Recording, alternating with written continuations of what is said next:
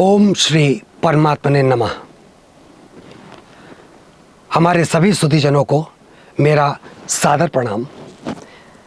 सनातन संवादम channel के माध्यम से धर्म संवादम के इस दूसरे एपिसोड में आप सभी का बहुत बहुत स्वागत, वंदन, हार्दिक अभिनंदन।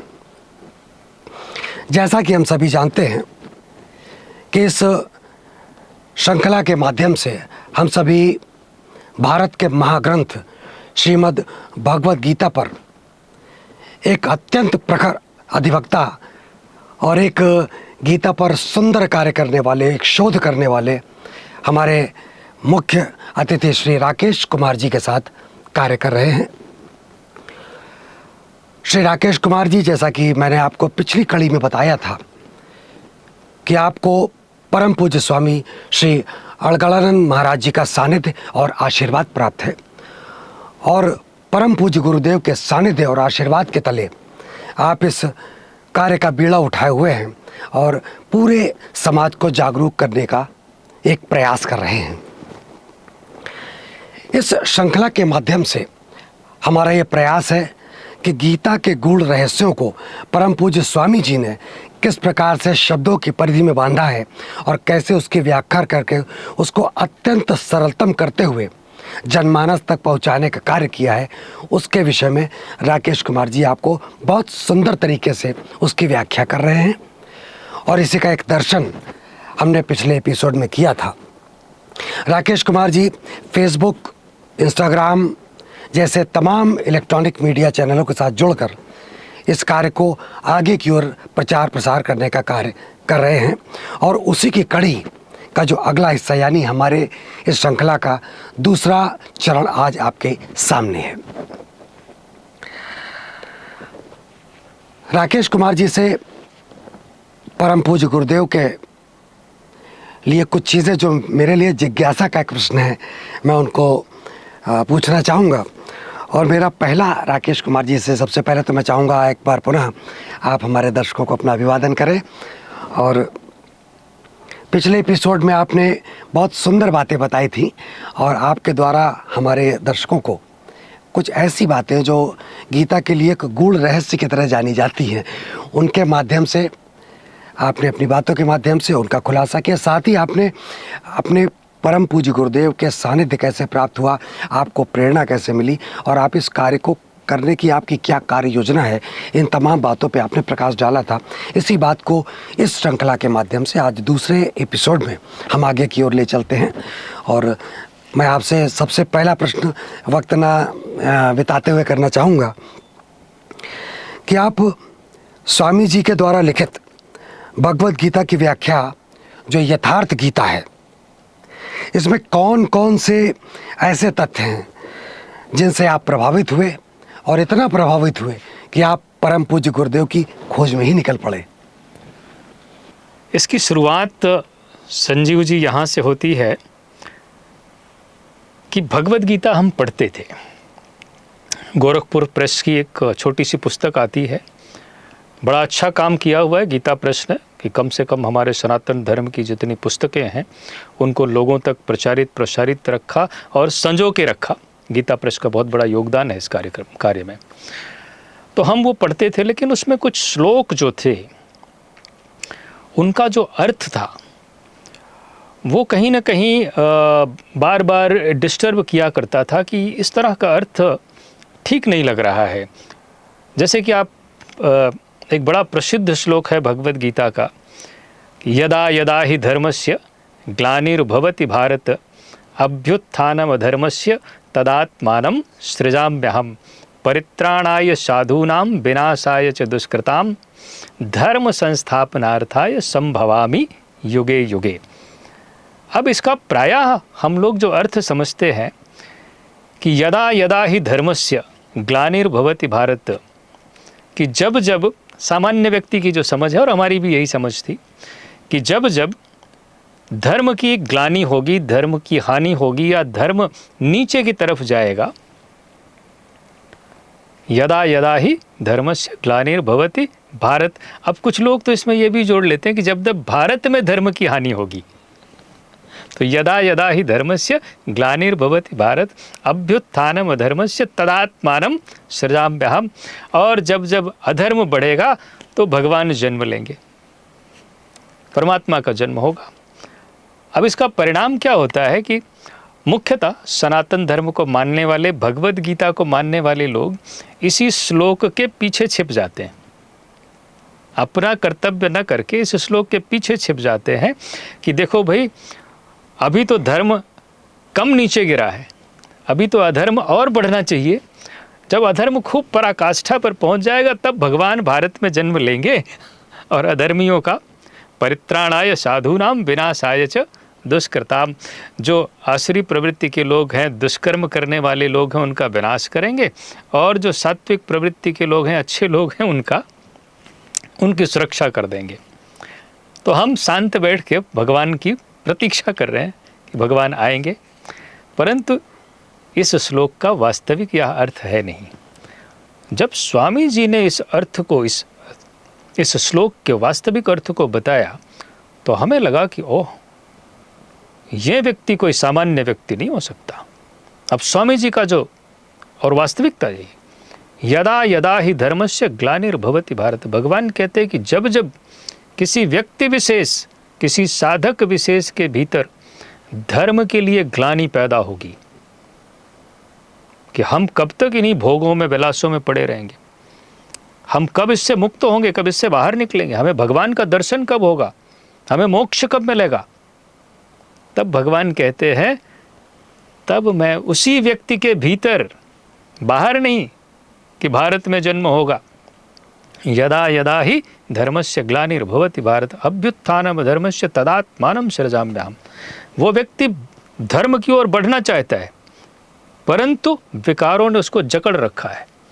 जब इस तरह की ग्लानि होती है तो भगवान कहते हैं ऐसे साधक के भीतर मैं प्रवेश करता हूँ, बहुत सुंदर, मेरा जन्म होता है।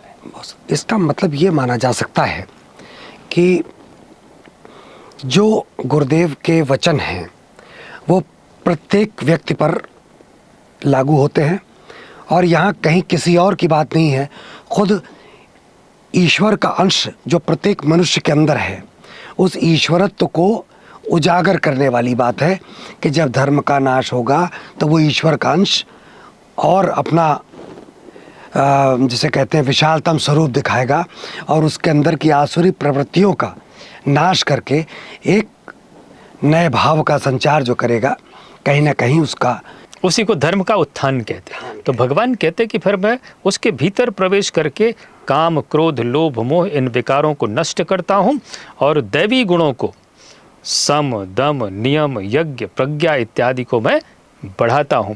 ये भगवान का काम है, परित्राणाय।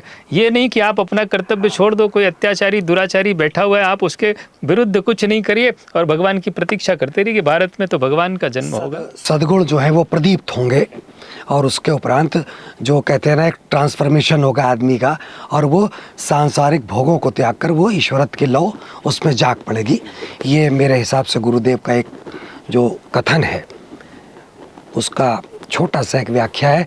बहुत अच्छा हमारे राकेश कुमार जी समझाते हैं, और जो कार्य आप कर रहे हैं उसमें जो आपकी लगन और परिश्रम है वो कहीं ना कहीं परिलक्षित होती है, क्योंकि आप बहुत सुंदर शब्दों से बड़े सरलतम रूप में चीज़ों को बता देते हैं, और यही ज़रूरी है, क्योंकि चीज़ें जब सरल होती हैं तब लोगों की समझ में भी आती हैं और उसके परिणाम भी सकारात्मक होते हैं। एक और श्लोक इसी तरह से, जो 2-3 भगवत गीता के श्लोक जिसके विषय में हमारी भी समझ ठीक नहीं थी और समाज की भी समझ ठीक नहीं है। अब एक श्लोक और बड़ा प्रसिद्ध श्लोक है भगवत गीता का, अध्याय 4 का श्लोक नंबर 13 है। ये जो हमने आपको पहले श्लोक बताया, ये अध्याय 4 का श्लोक नंबर 7 है, यदा यदा ही धर्मस्य। अब 4 का श्लोक नंबर 13 जो है वो भगवत गीता पढ़ करके यदि कोई व्यक्ति स्वामी जी द्वारा लिखी हुई व्याख्या नहीं पढ़ेगा तो उसको बड़ा वो डिस्टर्ब हो जाएगा, क्योंकि हम उसका अर्थ नहीं समझते। 4 का श्लोक नंबर 13 है कि चातुर्वर्ण्यम मया सृष्टम गुण कर्म विभागशः तस्य कर्तारमपि मां विद्य कर्तारमव्ययम्। अब सामान्य समझ जो व्यक्ति की है आजकल कि हमारे समाज में जो 4 वर्ण हमने फैला दिए, शूद्र, वैश्य, क्षत्रिय और ब्राह्मण, और सबको लोगों ने स्वतः घोषित कर लिया। किसी ने खुद को कह दिया कि मैं ब्राह्मण हूँ, परिवार हमारा चला आ रहा है। किसी ने खुद को क्षत्रिय घोषित कर लिया, किसी ने वैश्य, किसी ने शूद्र, और उसी को मान लेते कि ये भगवत गीता में बताई हुई वर्ण व्यवस्था है जी। अब जब स्वामी जी ने इसकी व्याख्या किया, क्योंकि वर्ण से संबंधित जो प्रश्न है वो भगवत गीता में अध्याय 4 से शुरुआत होती है और 18 में जाकर के स्पष्ट होता है कि ये वर्ण व्यवस्था है क्या, कैसी है वर्ण व्यवस्था। तो समाज से इसका कुछ लेना देना नहीं, ये वर्ण व्यवस्था बनी हुई है साधकों के लिए। भगवान कहते चातुर्वर्ण्यम मया सृष्टम गुण कर्म विभागशः, मैंने मनुष्यों को नहीं बांटा। किसको बांटा? कर्म को बांटा। किसके आधार पर? गुणों के आधार पर। अब गुण कौन से हैं? तमोगुण, रजोगुण, सतोगुण। इन तीनों गुणों के आधार पर मैंने साधना को, इस यज्ञ की प्रक्रिया को 4 भागों में विभाजित किया। एक व्यक्ति जिसमें तमोगुण की अधिकता है और रजोगुण बिल्कुल थोड़ा सा है, भगवान कहते वो प्रारंभिक साधक है, वो शूद्र की अवस्था वाला साधक है। शूद्र का मतलब नीच नहीं होता, साधना के पथ में वो अल्पज्ञ है। आज से हम ओम का जप शुरू करते हैं, भगवत गीता पढ़ना शुरू करते हैं, तो मैं शूद्र हूँ। हमारे भीतर तमोगुण की अधिकता है, काम क्रोध लोभ मोह विकार भरे पड़े हैं, तो मैं शूद्र हूँ। अब भले आप किसी तथाकथित ब्राह्मण परिवार में आपका जन्म हो गया हो कि आपका क्षत्रिय परिवार में, तथाकथित, वो तथाकथित है, क्योंकि वास्तविक वर्ण व्यवस्था वो जानते नहीं।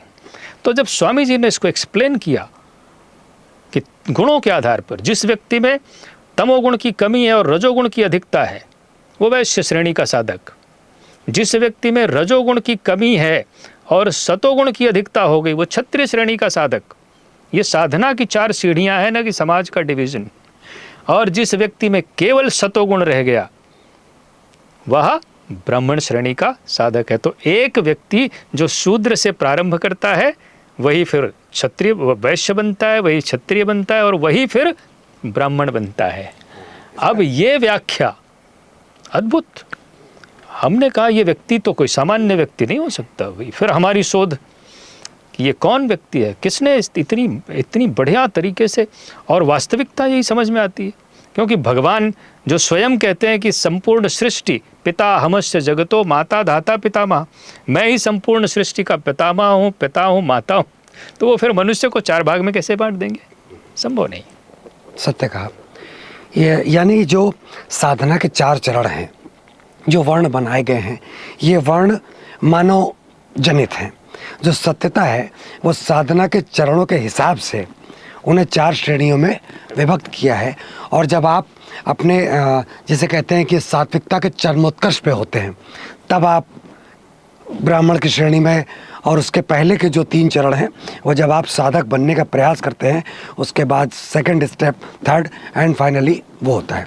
बहुत सुंदर। कार्यक्रम को आगे बढ़ाते हुए मैं आपसे एक ऐसा प्रश्न जो पिछले बार भी मेरे दिमाग में था और इस बार मुझे मौका मिला है, मैं वो शेयर करना चाहूँगा। और वो ये है कि सबसे पहले हमारे सुधीजनों को, हमारे पूज्य दर्शकों को आप परम पूज्य गुरुदेव की जो यथार्थ गीता है उस पुस्तक का दर्शन कराएं, और तदुपरांत परम पूज्य गुरुदेव का जो चित्र बचपन से जो आपके दिमाग में था, जिसे आपने पहली बार देखा था और उससे आप प्रभावित हुए थे, उसका दर्शन कराने की कृपा करें।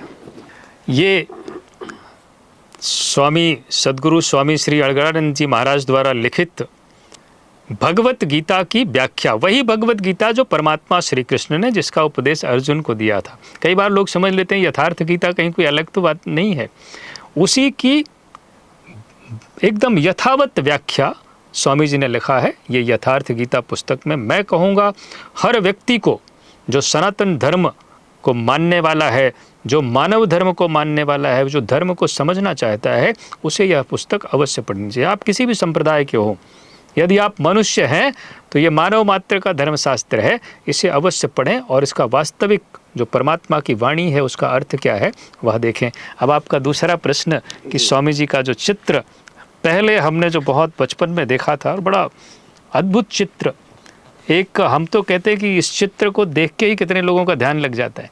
एक ध्यान की जो विधि है, एक महापुरुष कैसे होते एकदम शांत दिव्य, तो ये वो चित्र है स्वामी जी का। स्वामी जी मुझे लगता है कि ये लगभग 650 अबव या मे बी 50 to 70 के बीच का चित्र है, जब अपनी ध्यान साधना की चरमोत्कृष्ट पराकाष्ठा की अवस्था में थे। और ये चित्र मैं कहता हूँ आप सामने रख लो और ध्यान करने बैठ जाओ तो किसी भी व्यक्ति का ध्यान ऑटोमेटिक लग जाएगा। नहीं, बहुत ही प्रेरणामयी चित्र है ये गुरुदेव का। और तमाम सुधीजनों के अंदर जैसे मुझ में जिज्ञासा थी, उनमें भी जिज्ञासा रही होगी कि आप जिस विषय पर इतना गहनता के साथ चिंतन मनन कर रहे हैं, शोध कर रहे हैं, तो वो गुरुदेव उनका कैसा स्वरूप है और इस जो यथार्थ गीता है वो किस प्रकार से उन्होंने उसकी रचना की है। तो मेरे ख्याल से मेरे साथ साथ आप सबका भी जो एक जिज्ञासा और कौतूहल होगा वो शांत हुआ होगा। हमारे इस धारावाहिक का ये दूसरा एपिसोड मैं यहाँ पर समाप्त करता हूँ और अगले एपिसोड में हम सभी फिर साथ मिल बैठेंगे। और एक बार फिर श्री राकेश कुमार जी से मैं अनुरोध करूँगा कि आप अगले श्रृंखलाओं में भी हमारा इसी प्रकार से मार्गदर्शन करते रहेंगे। इन्हीं शब्दों के साथ आज के एपिसोड को समाप्त करते हुए मैं संजय शुक्ला अपनी वाणी को विराम देता हूँ। ओम।